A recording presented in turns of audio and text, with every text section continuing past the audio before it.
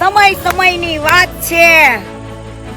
એકવાર ટિકટોક સમયે પણ હું બોલેલી કે આ ટકલાવ આપણા ભગવાને લજવે છે. આ ટકલાવ કપડા પાછળ નાગાવ છે. આ ટકલાવ ગુંડા છે. પણ મારો ભરોસો કોઈ નતો કર્યો.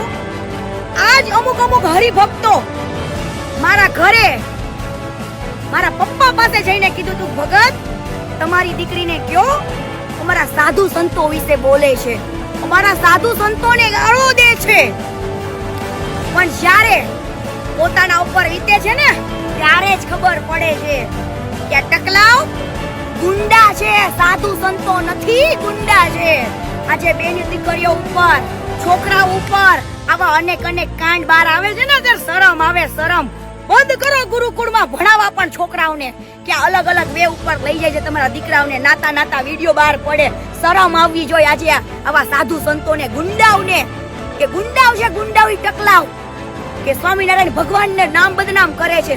હું દિલથી સ્વામિનારાયણ ધર્મને માનું છું, ભગવાનને માનું છું, પણ આવા ટકલાવને નહીં જે ભગવાને લજવે છે અને કપડા પાછળ નાગો ગુંડો છે એને તો હું ક્યારેય માનું નહીં.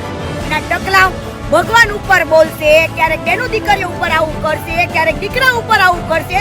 ક્યાં સુધી સહન કરશો? પણ આજે હરિભક્તો જાગ્યા છે ને તો હું તમને આજે સલ્યુટ કરું છું, દિલથી માનું છું. ભલે જે તે સમયે તમે કીર્તિ પટેલને નહોતી સમજી શક્યા, પણ આજે સમજો છો ને તો હવે કહું છું આ લડતમાં પાછા ના પડતા. આ ટકલાઓને, આ ગુંડાઓને હટાવો એ મંદિરોમાંથી અને બચાવો બેનો દીકરીઓને, દીકરાઓને, અને ના મુકતા ગુરુકુળમાં કે જે આવી ખોટી શિક્ષા ને ખોટા કામ થતા હોય. હવે જાગો હરિભક્તો અને લડજો. જ્યાં સુધી લડજો આપણા મંદિરોને અને આપણા સ્વામિનારાયણ ભગવાનને લજવે છે સાલાવ.